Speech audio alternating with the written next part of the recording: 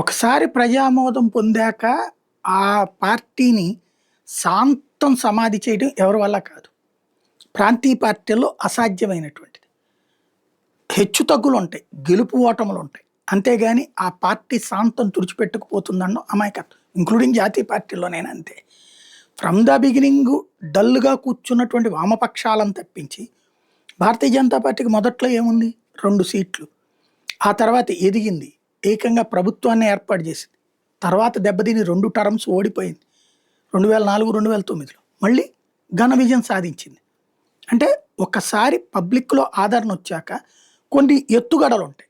ప్రతివ్యూహాలుంటాయి. వాటిటి మధ్యన దెబ్బతినొచ్చు. మళ్ళీ సక్సెస్ నడుస్తూనే ఉంటది. తెలుగుదేశం పార్టీనే ఉంది. ఎన్టీ రామారావు గారి టర్మ్ తీసేద్దాం. ఆ తర్వాత చంద్రబాబు గారి నుంచి లెక్క తీసుకుంటే 2 సార్లు ఓడిపోయింది కదా! 2004, 9లో. ఓ ప్రాంతీయ పార్టీనే కదా! జాతీయ పార్టీ అయిన కాంగ్రెస్ చేతిలో ఓడిపోయింది కదా! అప్పుడు ఇంకో జాతీయ పార్టీ అయినటువంటి భారతీయ జనతా పార్టీ పుంజుకోవాలని ప్రయత్నించింది కదా! సాధ్యం కాలేదే. ఫైనల్‌గా ఏమైంది? 2014లో అధికారంలోకి వచ్చింది. అదే సందర్భంలో ఆహ్, వైఎస్ఆర్ కాంగ్రెస్ పార్టీ 2009 తర్వాత పుట్టినటువంటి పార్టీ. ఆ పార్టీ ఆ తర్వాత మొదట ప్రతిపక్షమైంది. ఇవాళ అధికార పక్షమైంది.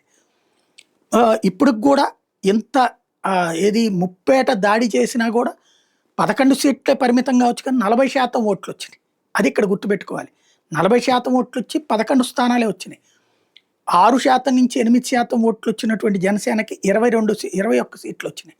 అదే సందర్భంలో 3-4% ఓట్లొచ్చినటువంటి భారతీయ జనతా పార్టీకి 8 సీట్లొచ్చినాయి. అంటే ఇక్కడ కూటమి కట్టబట్టి ఇది సాధ్యమైంది. అట్ ద సేమ్ టైమ్ ఎత్తుగడలుంటాయి, వ్యూహాలుంటాయి. అందులో ప్రభుత్వంలో ఉన్నప్పుడు చివరిలో జరిగిన దుష్ప్రచారాన్ని తట్టుకోలేక జగన్ దెబ్బతిన్నాడు. కరెక్టే. అధికారంలో ఉన్నప్పుడు దుష్ప్రచారం చేయొచ్చు. విపక్షంలో ఉన్నప్పుడు దుష్ప్రచారం ఎదురుతొంతుంది కూడా. జరిగే ప్రతి ఘాతుకాన్ని ప్రతిపక్షం మీదకి నెట్టేసి అధికార పక్షం కరెక్ట్ అని నిరూపించే ప్రయత్నంలో మొదట్లో నమ్మారు గానీ, క్రమక్రమంగా అది పోతోంది. ఏదైతే లిక్కర్ కేసులో మిథున్ రెడ్డి, చెవిరెడ్డి మీద పెట్టినప్పుడే అదొక ఫేక్ కేసు, ఫాల్స్ కేసు అన్నటువంటిది కోర్టులే చిరాకు పడుతున్నాయి. అయినా సరే లేదంటూ మన చేతిలో ఉన్న media, print media, electronic media, social media మన కోసం పనిచేసే ఇన్‌ఫ్లుయెన్సర్‌లతో కథ నడుపుకొస్తున్నారు. ఇప్పుడు కొత్తగా మళ్ళీ కల్తీ లిక్కర్. ముందు షాక్ తిన్నారు. ఎందుకంటే ఒక ఎమ్మెల్యే క్యాండిడేట్ ప్లస్ ఆళ్ళ ఫ్రెండ్స్ అందరూ కలిసి అందరూ తెలుగుదేశం వాళ్ళే కావడంతో. దాన్ని కవర్ చేయడానికి మళ్ళీ మధ్యలో జోగి ఫ్రెండు ఇతనికి అతనికి పరిచయం ఉందన్నటువంటి పేరుతో కథ అటుకు తిప్పే ప్రయత్నం చేశారు.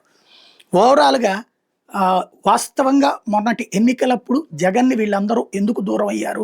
సరిగ్గా పనిచేయలేదు చాలామందంటే, అధికారంలోకి తొలిసారి రావడం, ఓవర్ ఎక్స్‌పెక్టేషన్ పెట్టుకుని ఉంటాం అందరూ కూడా పార్టీ మీద. ఎవరికాళ్ళు అప్పటిదాకా నేను పనిచేశాను, 10 లక్షలు నేను ఈ 10 ఏళ్లలో ఖర్చు పెట్టాను కాబట్టి నాకు 25,00,000 50,00,000 రావాలి.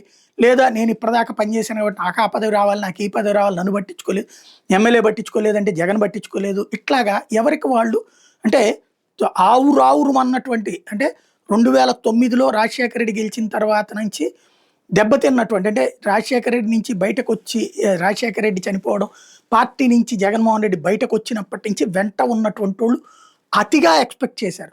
ఆ అతిగా ఎక్స్‌పెక్టేషన్‌కి తగ్గట్టుగా ఇవ్వలేదన్న కసి చివరికి మా సత్తా ఏంటో జగన్‌కి తెలియాలన్నటువంటి ఉద్దేశంతో వాళ్ళందరూ కొట్టిన దెబ్బ జగన్ ఓటమికి కారణమైంది. వాలంటీర్ వ్యవస్థ ద్వారా వాళ్ళకి చేసుకొచ్చాడు, మనకి చేయలేదు. ఇసక ఇట్లాంటివన్నీ స్ట్రీమ్ లైన్ చేశాడు, మనల్ని తిననివ్వలేదు. మద్యం గవర్నమెంట్ షాపులు పెట్టాడు, మనల్ని తిననివ్వలేదు. అదే తెలుగుదేశం అయితే తినేస్తది. అదేదో జగన్‌కి తెలియాలన్న ఉద్దేశంతో వీళ్ళందరూ చేసిన పని. అది సక్సెస్ అయింది టీడీపీకి. దాన్నే ఉపయోగించుకుంది. బట్ ఈ వేధింపుల వల్ల, ఈ హింసల వల్ల, దొంగ కేసుల వల్ల, పదే పదే అబద్ధాలు చెప్పడం వల్ల, పదే పదే మోసాలు చేస్తూ తప్పుడు కేసుల్లో ఇరికించే ప్రయత్నం చేయడం వల్ల, సరే జనసేన వాళ్ళు కూడా మొండిగా దాన్ని సమర్థిస్తున్నారు. బట్ ఒకప్పుడు జనసేన వాళ్ళు అట్లాంటి బాధితులే. కాకపోతే ప్రస్తుతానికి ఏంటంటే కూటమిలో ఉన్నారు కాబట్టి సమర్థిస్తున్నారు. ఇప్పుడు కాబట్టి ఆ పాపం వాళ్ళని కూడా పట్టుకుంటది, వెంటాడుతది. రాబోయేటటువంటి రోజుల్లో చూసుకోవాల్సింది ఏంటంటే జగన్ అనేవాడు ఈళ్ళన్నట్టు 15 సంవత్సరాలు వీళ్ళు ఇట్లాగే జట్టుగా ఉండి ఇక అధికారంలోకి రాకపోతే అప్పుడు వైఎస్ఆర్ కాంగ్రెస్ పార్టీ తుడుచుకుపోతుందేమో గానీ, లేదంటే రేపు వైఎస్ఆర్ కాంగ్రెస్ పార్టీ పొరపాటున అధికారంలోకి వచ్చింది. పొరపాటున ఎందుకంటానంటే వీళ్ళు మేమే గెలుస్తామంటున్నారు కాబట్టి. అధికారంలోకి వచ్చిందంటే ఇప్పుడు ఎవరైతే జోగి రమేష్‌లు, చెవిరెడ్లు వీళ్ళ క్రిందటిసారి సరైనటువంటి ఛాయిస్‌లు రాలేదు.